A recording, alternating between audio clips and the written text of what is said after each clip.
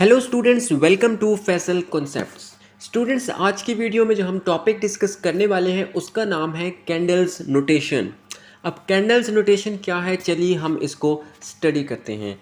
Candles notation हमारे पास, अब candle क्या है, यहाँ पर एक साइंटिस्ट का नाम है, उसने अपने नाम से ही ये नोटेशन प्रपोज की है। कैंडल नोटेशन हमारे पास एक स्टैंडर्ड सिस्टम है जो कि हम यूज़ करते हैं क्यूइंग सिस्टम को डिस्क्राइब करने के लिए और क्लासिफाई करने के लिए, राइट। जैसे कि मैंने आपको पहले बताया कि कैंडल एक साइंटिस्ट का नाम था जिसने ये नोटेशन प्रपोज की है।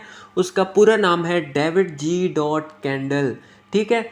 तो सबसे पहले तो उसने जो ये नोटेशन सिस्टम प्रपोज की क्यूइंग सिस्टम को डिस्क्राइब और क्लासिफाई करने के लिए, वो पहले उसने प्रपोज की 3 फैक्टर नोटेशन, राइट।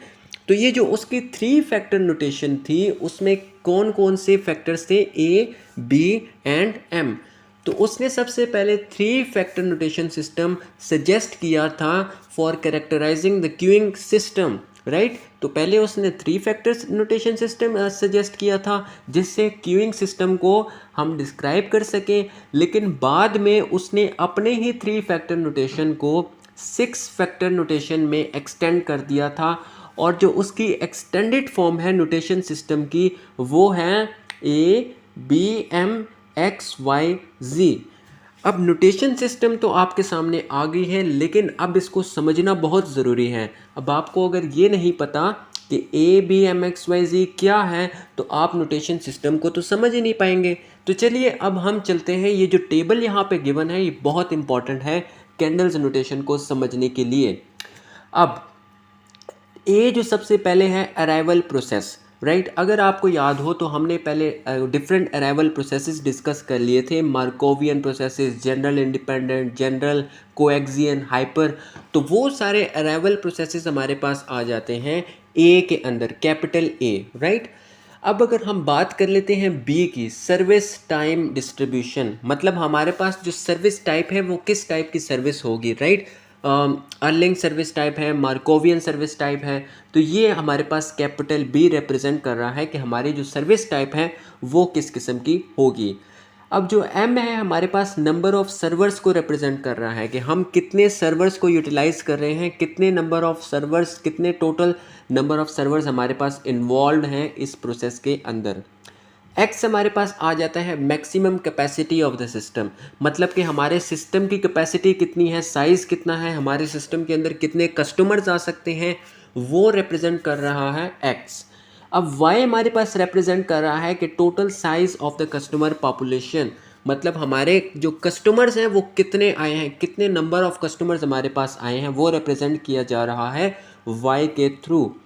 अब अगर हम बात कर लेते हैं जेड की, जो लास्ट फैक्टर है, जेड हमारे पास रिप्रेजेंट कर रहा है कि हम कौन सी क्यूइंग डिसिप्लिन को यूज़ कर रहे हैं या ऑर्डर ऑफ द सर्विस क्या है, किस मैनर में हम कस्टमर्स को सर्विस दे रहे हैं। अब इससे मुराद क्या है, जो हमने पहले डिस्कस किया था, that is FIFO system, first in first out, first come first serve, LIFO, last in first out. तो ये जो सारे क्यूइंग डिसिप्लिन हैं वो सारे रिप्रेजेंट हो रहे हैं जेड से कि हम किस मैनर में कस्टमर्स को सर्विस प्रोवाइड कर रहे हैं।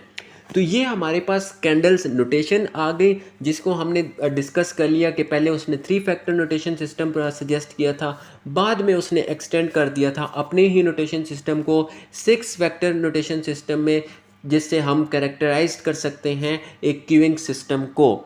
अब इसमें एक और जो कंफ्यूजिंग सी बात है वो मैं आपको क्लियर कर देना चाहता हूँ कि हमारे पास जो सिस्टम की जो इक्वेशन होगी वो 2 तरह की हो सकती हैं। सबसे पहले अगर आप देखें तो हमारे पास ये टाइप हो सकती है m/e2/1/10। अब जो ये हमारे पास है तो यहाँ पर आपने देखना है कि m हमारे पास क्या है, that is the arrival process. e2 क्या है, that is the Erling service type with 2 phases. और ये 1 जो है that is the number of the servers, and ये जो 10 है that is the capacity of the system, right. तो अब ये जो है ना, ये तो समझ में आ गई आपको, लेकिन एक और फॉर्म इसकी ये होती है, दैट इज़ m/e2/1-10। तो यहाँ पर जो कंफ्यूज करने वाली बात है, ये पहली 2 चीज़ें तो सेम है, लेकिन यहाँ पर अब देखें, अब ये जो है ना, एक ये जो 10 जो है ये सिस्टम का साइज़ नहीं है, यहाँ पर 10 सिस्टम का साइज़ था, कैपेसिटी थी, लेकिन ये सिस्टम का कैपेसिटी नहीं है, ये जो हमारे पास कैपेसिटी है वो क्यू का साइज़ है। अब ये देखें, एक कस्टमर आपका सिस्टम में है और 10 आपके अभी क्यू में है, तो सिस्टम जो टोटल एक सर्वर है मतलब, ठीक है, और 10 आपका क्यू का साइज़ है, तो जो टोटल सिस्टम का साइज़ है दैट इज़ 11, राइट। तो ये दो फॉर्म आपने जो है ना माइंड में रखनी है, इससे कंफ्यूज नहीं होना, क्योंकि आपको अगर इस तरह से बता दिया जाता है कि भाई ये सिस्टम है, इसको हमें जो है ना डिस्क्राइब करके दें या इसकी हमें चेन बना के दें, तो आपको समझ में नहीं आएगा कि सर्वर्स कितने हैं, सिस्टम का साइज़ कितना है, क्यू का साइज़ कितना है। तो इस तरह से आपने चीज़ों को समझना है और इसमें कंफ्यूज नहीं होना। तो ये दो सिस्टम्स थे जो मैंने आपको समझा दिए along with the candles notation.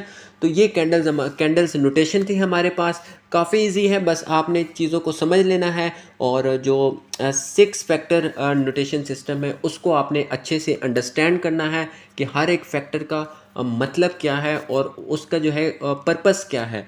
तो फिर आप इजीली जो है कैंडल्स नोटेशन को अंडरस्टैंड कर सकते हैं। तो ये थी हमारी आज की वीडियो। दोबारा मिलेंगे एक नए टॉपिक के साथ एक नई वीडियो में। अगर आप हमारी चैनल पर पहली बार आए हैं और अब तक हमारे चैनल को सब्सक्राइब नहीं किया तो नीचे दिए गए सब्सक्राइब के बटन पर क्लिक कीजिए ताकि हमारी हर आने वाली हेल्पफुल वीडियो सबसे पहले आप तक पहुंच सके।